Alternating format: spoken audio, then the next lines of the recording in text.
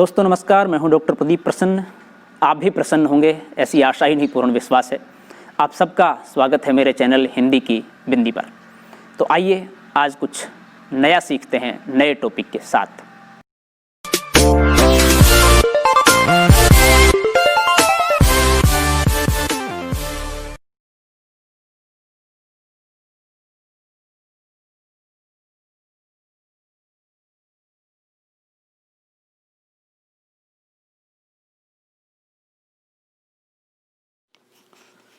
विद्यार्थियों, आज की वीडियो में बना रहे हैं आधुनिक काल पार्ट 2। आधुनिक काल यानी कि हिंदी साहित्य का एक चतुर्थ महत्वपूर्ण काल, और पूरे हिंदी साहित्य के इतिहास को लेकर के हम ये वीडियो बना रहे हैं, जिसमें हमने रीति काल की वीडियो पहले बना दी है। अब हम आधुनिक काल की लगातार वीडियो बनाएंगे, उसमें पूर्ण रूप से आधुनिक काल को कवर करेंगे। अभी गद्यखंड संवत 1900 से 1925 का आधुनिक काव्य प्रकरण 1, इसका पार्ट 2 चल रहा है। सामान्य परिचय गद्य के विकास को लेकर के हमने, खड़ी बोली गद्य के विकास को लेकर के हमने पिछली वीडियो में बात की। अब उससे आगे बात करते हैं। वीडियो स्टार्ट करने से पहले आप सबसे रिक्वेस्ट है, यदि आपने हिंदी की बिंदी चैनल को अभी तक सब्सक्राइब नहीं किया है तो प्लीज़ उसे सब्सक्राइब जरूर कर लें, बेल आइकन को जरूर दबा दें ताकि कोई वीडियो आप मिस न कर पाएँ। आइए तो शुरू करते हैं आज की वीडियो। देश के विभिन्न भागों में मुसलमानों के फैलने तथा दिल्ली की दरबारी शिष्टता के प्रचार के साथ ही दिल्ली की खड़ी बोली शिष्ट समुदाय के परस्पर व्यवहार की भाषा हो चली थी। खुसरो ने विक्रम की 14वीं शताब्दी में ही ब्रज भाषा के साथ साथ खालिश खड़ी बोली में कुछ पद और पहेलियां बनाई थीं। औरंगजेब के समय से फारसी मिश्रित खड़ी बोली या रेखता में शायरी भी शुरू हो गई और उसका प्रचार फारसी पढ़े लिखे लोगों में बराबर बढ़ता गया। इस प्रकार खड़ी बोली को लेकर उर्दू साहित्य खड़ा हुआ, जिसमें आगे चलकर विदेशी भाषा के शब्दों का मेल भी बराबर बढ़ता गया और जिसका आदर्श भी विदेशी होता गया। मुगल साम्राज्य के ध्वंस से भी खड़ी बोली के फैलने में सहायता पहुंची। दिल्ली, आगरे आदि पछाई शहरों की समृद्धि नष्ट हो चली थी और लखनऊ, पटना, मुर्शिदाबाद आदि नई राजधानियां चमक उठी। जिस प्रकार उजड़ती हुई दिल्ली को छोड़कर मीर इंशाह आदि अनेक उर्दू शायर पूरब की ओर आने लगे, उसी प्रकार दिल्ली के आसपास के प्रदेशों की हिंदू व्यापारी जातियां, अग्रवाल, खत्री आदि जीविका के लिए लखनऊ, फैजाबाद, प्रयाग, काशी, पटना आदि पूर्वी शहरों में फैलने लगीं। उनके साथ साथ उनकी बोलचाल की भाषा खड़ी बोली भी चली गई। यह सिद्ध बात है कि उपजाऊ और सुखी प्रदेशों के लोग व्यापार में उद्योगशील नहीं होते। अतः धीरे धीरे पूरब के शहरों में भी इन पश्चिमी व्यापारियों की प्रधानता हो चली। इस प्रकार बड़े शहरों के बाजार की व्यावहारिक भाषा भी खड़ी बोली हुई।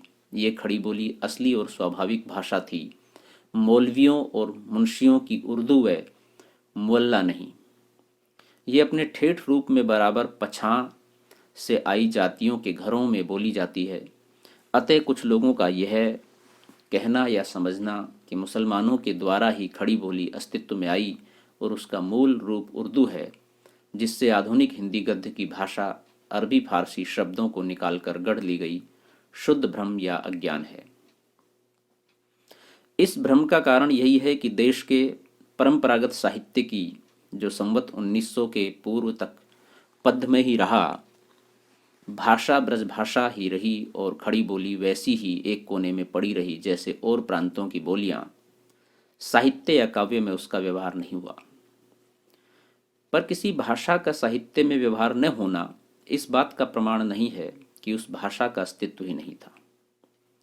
उर्दू का रूप प्राप्त होने के पहले भी खड़ी बोली अपने देशी रूप में वर्तमान थी और अब भी बनी हुई है। साहित्य में भी कभी कभी कोई इसका व्यवहार कर लेता था, ये दिखाया जा चुका है। भोज के समय से लेकर हमीर देव के समय तक अपभ्रंश काव्यों की जो परंपरा चलती रही, उसके भीतर खड़ी बोली के प्राचीन रूप की भी झलक अनेक पद्यों में मिलती है। जैसे भला हुआजू मारिया बहणी म्हारा कंतु, अड़ बिही पत्ती नई जलूं तो बिन बूहा हत, सो जुही ठिर संकट पाया देवक लेखिए कौन मिटावा। उसके उपरांत भक्ति काल के आरंभ में निर्गुण धारा के संत कवि जिस प्रकार खड़ी बोली का व्यवहार अपनी सदुक्कड़ी भाषा में किया करते थे, इसका उल्लेख भक्ति काल के भीतर हो चुका है। कबीर दास के ये वचन लीजिए, कबीर मन निर्मल भया जैसा गंगा नीर, कबीर कहता जात हूँ सुनता है सब कोई, राम कहे भला होएगा नहीं तर भला न होए, आऊंगा न जाऊंगा मरूंगा न जीऊंगा। गुरु के शब्द रम रम रहूंगा। अकबर के समय में गंग कवि ने चंद छंद वर्णन की महिमा नामक एक गद्य पुस्तक खड़ी बोली में लिखी थी। उसकी भाषा का एक नमूना देखिए। सिद्ध श्री 108 श्री श्री पात शाही जी, श्री दलपति जी, अकबर शाह जी आम खास में तख्त ऊपर विराजमान हो रहे और आम खास भरने लगा है, जिसमें तमाम उमराव आए आए कुर्निश बजाए जुहार करके अपनी अपनी बैठक पर बैठ जाया करें, अपनी अपनी मिसल से। जिनकी बैठक नहीं सो रेशम के रस्से में रेशम की लू में पकड़ के खड़े ताजीम में रहें। इतना सुन के पात शाही जी श्री अकबर शाह जी आध शेर सोना नरहर दास चारण को दिया। इनके 1.5 शेर सोना हो गया। रास बंचना पूरन भया, आम खास बरखास हुआ। इस अवतरण से स्पष्ट लगता है कि अकबर और जहांगीर के समय में ही खड़ी बोली भिन्न भिन्न प्रदेशों में शिष्ट समाज के व्यवहार की भाषा हो चली थी। ये भाषा उर्दू नहीं कही जा सकती, यह हिंदी खड़ी बोली है। हालांकि हिंदी खड़ी बोली का उतना परिष्कृत रूप इसमें नहीं दिखाई दे रहा है जो कि आज या उस समय के कुछ बाद में लिखी गई, लेकिन खड़ी बोली विकसित हो चुकी थी या फिर यह कहें प्रस्फुटित हो चुकी थी। यद्यपि पहले से साहित्य भाषा के रूप में स्वीकृत न होने के कारण इसमें अधिक रचना नहीं पाई जाती थी, पर यह बात नहीं है कि इसमें गद्य लिखे ही नहीं जाते थे। कहने का तात्पर्य है कि उस समय खड़ी बोली एक व्यवहारिक भाषा बन चुकी थी बोलचाल की, लेकिन लिखित रूप में, साहित्यिक लिखित रूप में इस भाषा का विकास अभी नहीं हुआ था। दिल्ली राजधानी होने के कारण जब से शिष्ट समाज के बीच इसका व्यवहार बढ़ा, तभी से इधर उधर कुछ पुस्तकें इस भाषा के गद्य में लिखी जाने लगी। विक्रम संवत 1798 में राम प्रसाद निरंजनी ने भाषा योग वाशिष्ठ नाम का ग्रंथ साफ सुथरी खड़ी बोली में लिखा। ये पटियाला दरबार में थे और महारानी को कथा बाँच कर सुनाया करते थे। इनके ग्रंथ देखकर यह स्पष्ट हो जाता है कि मुंशी सदा सुखलाल और लल्लू लाल से 62 वर्ष पहले खड़ी बोली का गद्य अच्छे परिमार्जित रूप में पुस्तकें आदि लिखने में व्यवहृत होता था। अब तक पाई गई पुस्तकों में ये भाषा योग वाशिष्ठ ही सबसे पुराना है, जिसमें गद्य अपने परिष्कृत रूप में दिखाई पड़ता है। अतः जब तक और कोई पुस्तक इससे पुरानी न मिले तब तक इसी को परिमार्जित गद्य की प्रथम पुस्तक और राम प्रसाद निरंजनी को प्रथम प्रौढ़ गद्य लेखक मान सकते हैं। भाषा योग वाशिष्ठ से 2 उद्धरण आगे दिए जाते हैं। प्रथम परब्रह्म परमात्मा का नमस्कार है, जिससे सब भासते हैं और जिसमें सब लीन और स्थित होते हैं, जिस आनंद के समुद्र के कण से संपूर्ण विश्व आनंदमय है, जिस आनंद से सब जीव जीते हैं। अगस्त जी के शिष्य सुतीक्षण के मन में एक संदेह पैदा हुआ, तब वह उसके दूर करने का कारण अगस्त मुनि के आश्रम को जा विधि सहित प्रणाम करके बैठे और विनती कर प्रश्न किया कि हे भगवान, आप सब तत्वों शास्त्रों के जानन हारे हो, मेरे एक संदेह को दूर करो। मोक्ष का कारण कर्म है कि ज्ञान है, अथवा दोनों है, समझाए के कहो। इतना सुन अगस्त मुनि बोले कि हे ब्रह्मण, केवल कर्म से मोक्ष नहीं होता और न केवल ज्ञान से मोक्ष होता है। मोक्ष दोनों से प्राप्त होता है। कर्म से अंतरूकरण शुद्ध होता है, मोक्ष नहीं होता, और अंतरूकरण की शुद्धि बिना केवल ज्ञान से मुक्ति नहीं होती। है। हे राम जी, जो पुरुष अभिमानी नहीं है वह शरीर के इष्ट अनिष्ट में राग द्वेष नहीं करता, क्योंकि उसका शुद्ध वासना है। मलिन वासना जन्मों का कारण है। ऐसी वासना को छोड़कर जब तुम स्थित होगे तब तुम कर्ता होते हुए भी निर्लेप रहोगे, और हर्ष शोक आदि विकारों से जब तुम अलग रहोगे तब वीत राग भय क्रोध से रहित रहोगे। जिसने आत्म तत्व पाया है वह जैसे स्थित हो वैसे ही तुम भी स्थित हो। इसी दृष्टि को पाकर आत्म तत्व को देखो, तब विगत ज्वर होगे और आत्मपद को पाकर फिर जन्म मरण के बंधन में न आओगे। कैसी श्रृंखलाबद्ध साधु और व्यवस्थित भाषा है। इसके पीछे संवत 1818 में बसवा मध्य प्रदेश निवासी पंडित दौलत राम ने हरिशेणाचार्य कृत जैन पर पुराण का भाषानुवाद किया, जो 1700 पृष्ठों से ऊपर का एक बड़ा ग्रंथ है।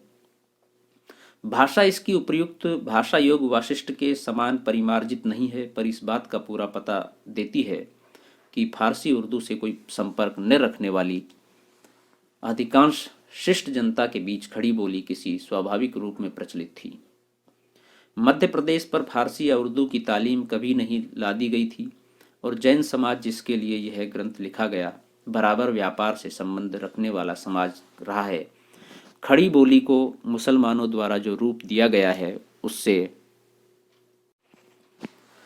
सर्वथा स्वतंत्र वह अपने प्रकृत रूप में भी 200-250 वर्ष से लिखने पढ़ने के काम में आ रही है।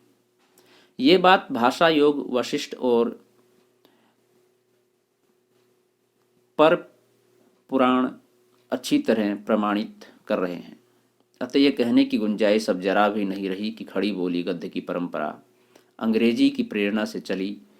परिपुराण की भाषा का स्वरूप यह है।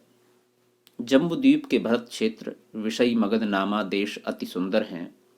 यहाँ पुण्याधिकारी बसे हैं, इंद्रलोक के समान सदा भोगोपयोग कर रही हैं, और भूमि विषय साठन के बाड़े शोभायमान हैं। जहाँ नाना प्रकार के अन्नों के समूह पर्वत समान ढेर हो रहे हैं।